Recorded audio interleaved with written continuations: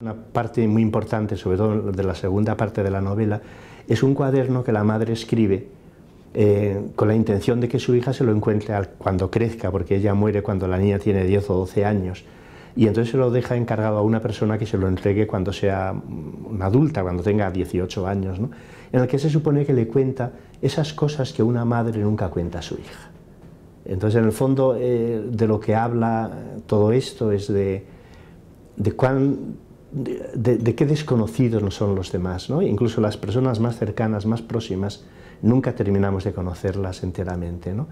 Y entonces el niño se da cuenta de que hay zonas de la vida de su madre o de su padre que no conoce ni que probablemente conocerá nunca, ¿no? Bueno, es el mundo un poco del secreto, ¿no?, que yo creo que alimenta toda la literatura.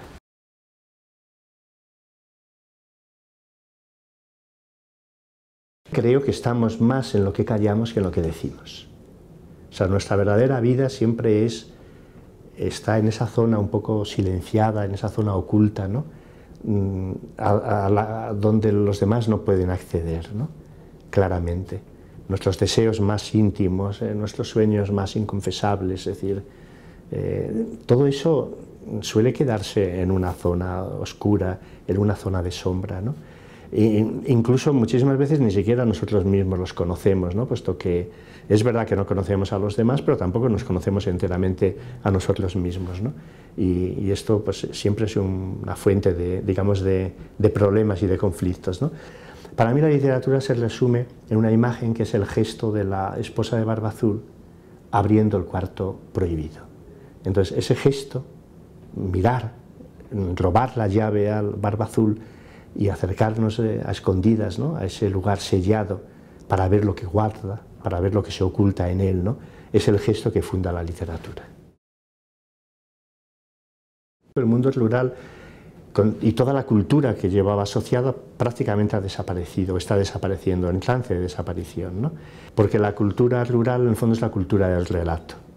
Y esa cultura, desde luego en nuestra época, la está dando la espalda, es decir, de tal forma que esas historias que han acompañado a los hombres desde el origen de los tiempos, en estos momentos se están olvidando prácticamente, ¿no? Me parece triste que se olviden, ¿no? Es decir, ¿quién recuerda hoy las historias de la Biblia? ¿Quién recuerda las historias de los mitos griegos, las historias de los mitos hindúes? Es decir, incluso los propios cuentos, los cuentos populares, los cuentos de hadas, es decir, ¿cuántos padres cuentan a sus hijos Caperucita, la hoja blanca, Nieves? Es decir, yo qué sé, esos cuentos realmente maravillosos, ¿no?, porque yo soy un gran defensor de los cuentos de hadas, ¿no?, no solamente para los niños, sino también para los adultos, ¿no?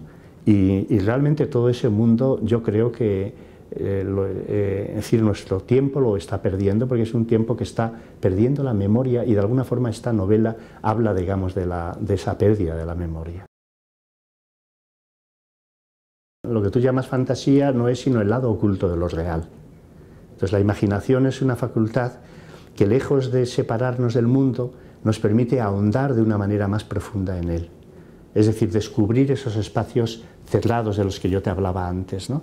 Esa llave de la esposa de Barba Azul que abre esa puerta, esa es la llave de la imaginación, ¿no? Entonces la imaginación es una facultad imprescindible porque nos permite vincular realidades que la razón separa.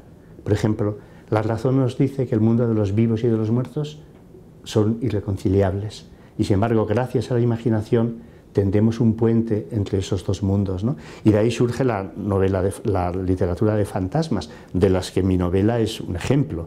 Mi novela es una novela de fantasmas.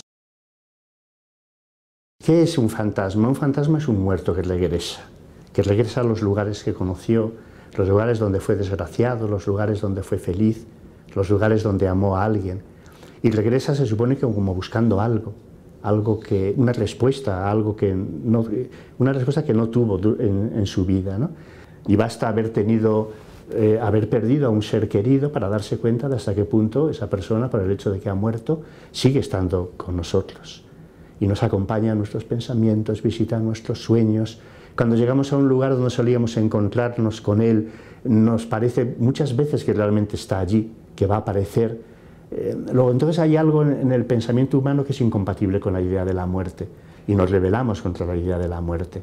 Luego, por lo tanto, de alguna forma, los muertos nos siguen acompañando, ¿no? Son como agujeros en el tejido de lo real. A medida que uno va sumando años y se va despidiendo de un montón de personas a las que ha querido y que han estado a su lado, cada pérdida es un agujero en el tejido de lo real. Pero ese agujero son un poco como los agujeros negros del mundo interestelar, ¿no? Es decir, quiero decir, está activo. Es decir, es un agujero donde pasan cosas que tienen que ver con lo que viviste en relación a esa persona. De ahí el título de la novela, Donde no estás. ¿Qué pasa en ese hueco que deja una persona al morir? El escritor se nutre de su infancia. Bueno, esto se ha repetido 1000 veces, ¿no? Lo dijo el primero, el gran Rilke, ¿no? Cuando dijo que la verdadera patria del hombre es la infancia. Y yo creo que eso es cierto, ¿no? Que de alguna forma uno necesita volver a esos territorios donde vio el mundo, los territorios de los primeros deslumbramientos, ¿no? Esos son los territorios que no se te olvidan nunca. Es verdad, esta es una novela muy de mujeres, muy de mujeres. Prácticamente todos los personajes son mujeres. Claro, el mundo de la mujer, por lo menos en ese momento, era el mundo de la intimidad, el mundo de lo doméstico, es decir, no tenían vida más allá porque no se las dejaba. Pero claro, a la vez era un mundo muy rico, era un mundo lleno de secretos, lleno de sueños, lleno de anhelos, en gran parte incumplidos, ¿no? Pero lleno de vida, lleno de vida. Porque las mujeres siempre, yo creo, están más cerca de la vida que el hombre, ¿no? Y entonces, bueno, al contar esa historia, pues fueron las mujeres las que se fueron apropiando de lo que yo quería contar, ¿no? No fue algo premeditado, ¿no?